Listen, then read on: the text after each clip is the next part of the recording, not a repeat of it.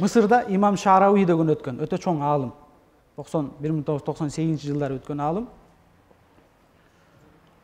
Ошол адам жаш кезинде атасы окутайын балдарын деп, Азгарда ушундай болгон да, Азгар эмне үчүн дүйнөдөгү 1000 жылдан ашык тарыхы бар, ал Азгар ушул кезге чейин өзүнүн ордун жоготпой келатат. Анткени Мысыр эли 4 баласы бар болсо, 1 баласын ошол Азгарга алып барып берген да. 2 баласы болсо, 1 берген. Сөзсүз 1 баласын жетелеп барып киргизген. Ушул жерге мага окутасыңар деп. Анан ошол имам Шарауинин баласын окутайын деп 4 баласы бар экен. Карап көрүп кайсынысын окутсам деп караса ошол Шейх Шарауиге өзү тентегерээк бала болгон экен кичинекесинде. Ат минип, эшек минип ошол талаада жүргөн жакшы көрчүкөн, оюн зоокту. Анан ошол баласын атасы окуткусу келет да. Окутайын деп баласын Азгарга алып келет. Алып келейинсе баласы окугусу келбейт. Качат, мен ушул жакта эле жүрө берсем дейт. Анан кантип бала айла издеп баштайт, ушул окууга өтпөй калсам экен, ошол үйүмдө эле айылда калып кетсем экен деп. Анан экзаменге барарда баягы көзүнө кум салып алат бала. Эки көзүн толтуруп кум салып, баягы көзү шишип, көзү көрбөй калат баланын. Анан ага карабай атасы алып барса, ал жердеги сынак алган, экзамен алгандар, сен алабыз сенден экзамен дейт да. Сен өттүң дейт, өтөсүң. Десе айтат, мен кантип көзүм көрбөйт, анан кантип окумак элем, мени албайсыңар десе, бизде көзү көрбөгөн сокурларды окутчу бөлүм бар дейт экен да. Жада калса ошол сокурларды да окутканга дагы бөлүм бар экен да. Анан ошентип ал Азгарга кабыл алынып калган. Азыркы ошол заманында жашап өткөндөгү өтө чоң муфассир алым болгон.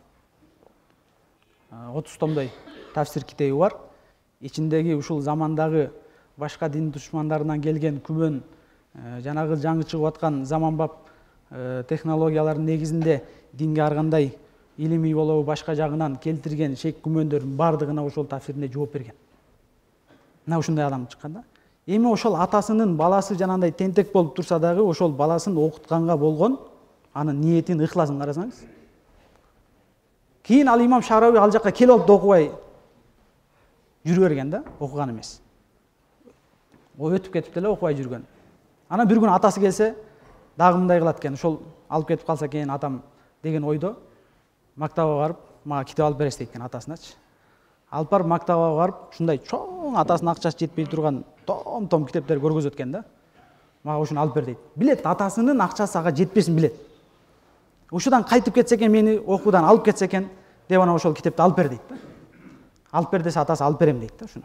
Мен сага алып берем. Бирок азыр акчам жетпейт го, жанагы менен сүйлөшөт. Жарымын моусун алып тур, кийин мен сага акчаңды берем, ушуну алып берем, баласын алып берет жанагы китепти. Атасынын жанагы баласынын ошол илимге окутканга болгон ынтызарын, бияктагы жүрөгүндө болгон нерсесин карасаңыз, акчасы жетпей калса мен ушуну алып берем дейт да. Сен окушуң керек. Анан кийин имам Шарауи ошентет да, мен атамды поездге салганы бардым. Мына ошол жерде атам айтты дейт да. Балам, ушул жол бир гана ушул жол бар. Бир гана ушул жолдон сен Алланын ыраазылыгын табасың, Алланын ыраазылыгын илим алып, башкаларга илим жеткизип табасың.